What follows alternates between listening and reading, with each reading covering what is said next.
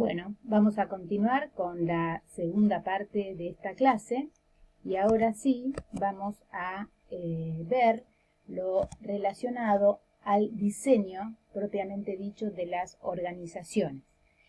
Cómo los administradores o los dueños, cuando recién inician un negocio, deciden sobre qué modelo organizacional van a adoptar. Entonces, tenemos dos grandes diseños organizacionales. Los llamados modelos mecanicistas o las organizaciones mecanicistas y los modelos orgánicos o también llamadas organizaciones orgánicas. Estos diseños organizacionales que les voy a presentar aquí, vamos a hacer comparaciones para hacerlo más sintético. Cuando nosotros estamos en presencia de diseños organizacionales mecanicistas, nos estamos refiriendo a organizaciones que son más tradicionales. Por eso, si comparamos estas organizaciones tradicionales frente a modelos orgánicos, que son más bien las organizaciones modernas, más flexibles, entonces podemos hacer diferentes comparaciones, ¿sí? Entonces vamos a encontrar que estos modelos, como les dije recién, los mecanicistas, son estructuras más rígidas y controladas, en cambio los orgánicos son más flexibles. Luego tenemos una gran cantidad de normas y procedimientos en los modelos mecanicistas frente a los modelos orgánicos que tienen las estructuras mucho más adaptables.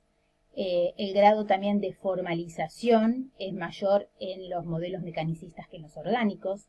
Las tareas estandarizadas también se encuentran bastante reguladas, justamente por esta cantidad de normas y de procedimientos. En cambio, en los modelos orgánicos, estas tareas tienen una baja formalización. También hay una, digamos, información más limitada. Los empleados tienen menos información o en realidad no tienen tanta participación en la toma de decisiones como ocurre en estas organizaciones más modernas, donde justamente los empleados se los capacita para que tengan mayor autonomía para hacer sus tareas. Entonces, cuando se adopta un modelo organizacional, también se deben tener en cuenta determinados factores como son la estrategia, el tamaño, la tecnología, el grado de incertidumbre ambiental, y ustedes mismos los van a poder ampliar con el libro de Robbins, ¿sí? Por una cuestión de tiempo, entonces yo se los voy a presentar, pero ustedes después lo van a leer por su lado.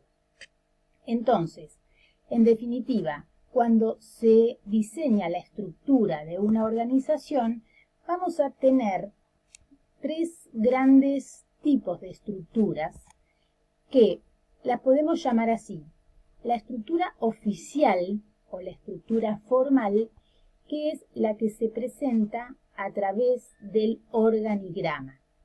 Ahora bien, muchas veces ocurre que este organigrama no se les da a conocer a todos los empleados de la organización. Entonces, las personas, como yo les había dicho, se acuerdan que es tan importante que cada persona sepa qué lugar ocupa, qué puesto tiene, cuáles son las tareas que tienen que realizar, hasta dónde llegan sus responsabilidades. Pero eso muchas veces no está muy claro. Entonces, ¿qué ocurre? Las personas comienzan a suponer. Esto es muy común y muy normal. Entonces, a esto se lo denomina estructura presunta, lo que los miembros de la organización perciben que es. ¿Esto cómo se da muchas veces? Y, por ejemplo, Juan es jefe de ventas y tiene a 3 vendedores a cargo. Uno de ellos es María, pero María no se había enterado que tenía como jefe a Juan. Entonces, ella quizás cree que en realidad el jefe es otra persona porque con esa otra persona tiene mayor relación, incluso aquella otra persona le da órdenes, se atribuye a hacer eso aunque no le corresponda, y se comienza a crear otra estructura paralela a esta. Justamente por eso se llama presunta, ¿sí?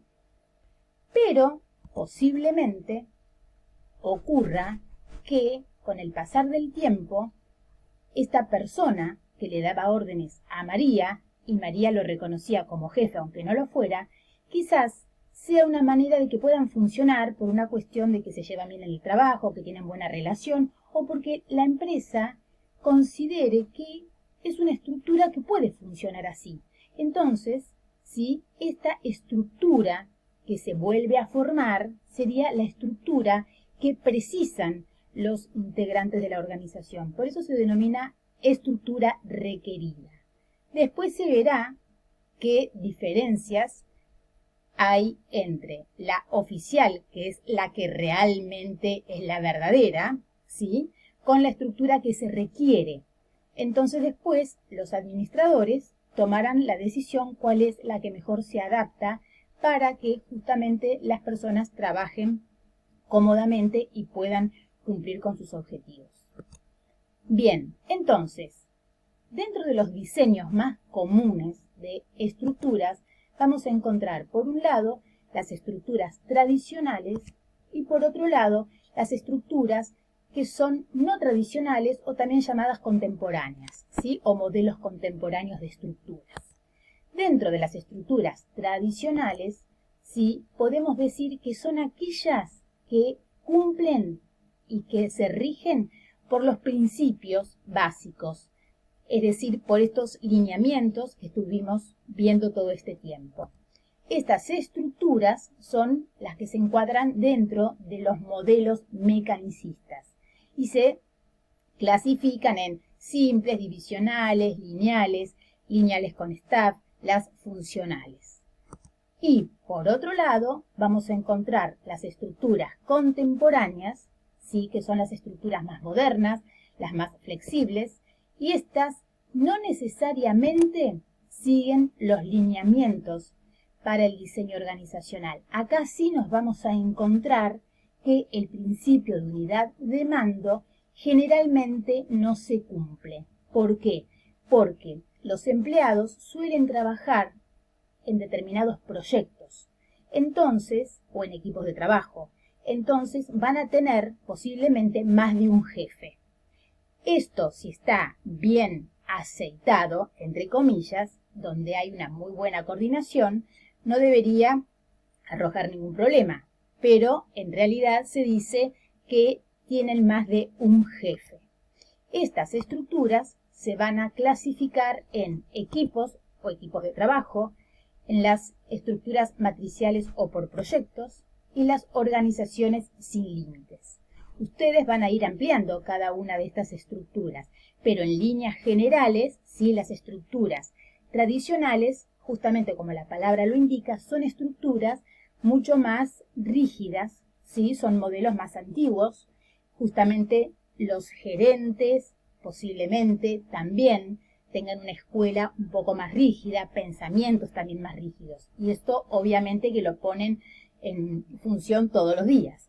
En cambio, las estructuras más modernas posiblemente tengan gerentes también que sean mucho más jóvenes, más desestructurados, mucho más flexibles, ¿sí? Por eso van mutando las estructuras de modelos más rígidos a modelos mucho más modernos y adaptables a la realidad del mundo, ¿no?, que evidentemente está cambiando tan aceleradamente.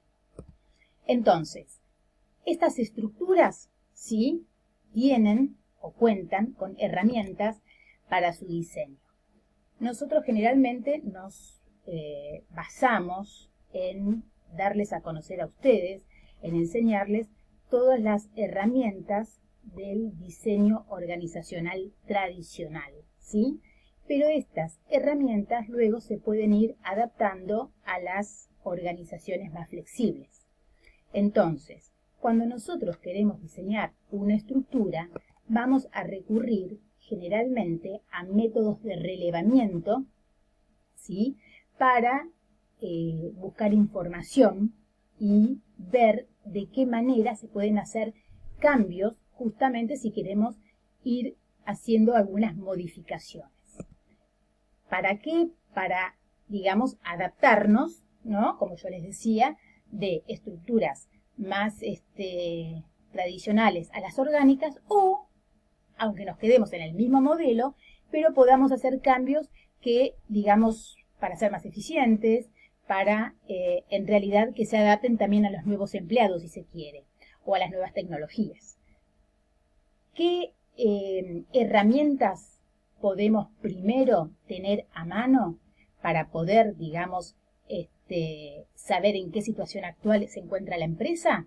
Y el organigrama. Hay muchas empresas que lo tienen y muchas empresas que no. Pero esto también nos da una información sobre cómo está formada la empresa antes de hacer un diagnóstico. El cursograma también es otra de las herramientas que nos va a ayudar para saber si están los procedimientos estandarizados. Y los manuales administrativos. A ver, vamos a ir recorriendo cada uno de ellos en forma sintética para que tengan una idea. ¿Un relevamiento qué es? Justamente un relevamiento es recabar información, como les había comentado, acerca de una situación actual de la organización en un momento. Entonces se hacen diferentes encuestas, cuestionarios, entrevistas con los empleados para hacer un diagnóstico, ¿sí? ¿Cómo estamos en el día de hoy? ¿En cuanto a qué? En cuanto a los procedimientos, si hay duplicidad de funciones, si la gente sabe realmente qué es lo que debe hacer, si tienen bien delimitadas las funciones y las responsabilidades. Por eso decíamos que recurríamos primeramente al organigrama, ¿cierto? Donde ahí van a poder ver cuáles son las posiciones y las relaciones de jerarquía entre los miembros de una organización. Y luego, sí, acá les muestro un modelo de organigrama, pero luego después lo vamos a ver en forma un poco más detallada. El manual. ¿Qué es el manual administrativo? El manual administrativo es un instrumento escrito, ¿sí? Son justamente libros o manuales o carpetas, en definitiva, donde en realidad se detallan todas las actividades que deben cumplir cada una de las personas con un determinado puesto, ¿sí? Y bueno, allí se detalla qué es lo que deben hacer y cómo deben hacerlo. Por eso hablamos de manuales de procedimientos y manuales de funciones, como aquí los detallamos, ¿no? Manuales de la organización en general, después están los manuales de funciones y los manuales de procedimientos. Y, como les había comentado, ¿dónde están especificados los procedimientos? Hay una herramienta, ¿sí?, que se denomina cursograma, que es la que representan estas rutinas administrativas. Por ejemplo, compras, pagos, liquidación de sueldos, ¿sí? Estas rutinas generalmente están graficadas, ¿sí? Digamos, estos procedimientos están graficados para que la gente sepa cómo debe hacerse cada una de estos procedimientos. Acá les dejo un pequeño ejemplo para que después lo puedan analizar, pero es de esta manera como se representa. Entonces, ¿qué aspectos hay que tener en cuenta? El organigrama como punto fundamental, que ahora lo vamos a ver. Y además, ustedes van a encontrarse con algunos tips conceptuales que yo les voy a dejar para que, digamos, les sirva como guía. Esto es muy importante para que lo tengan en cuenta. Entonces ahora vamos a continuar con el próximo video. Gracias, chicos.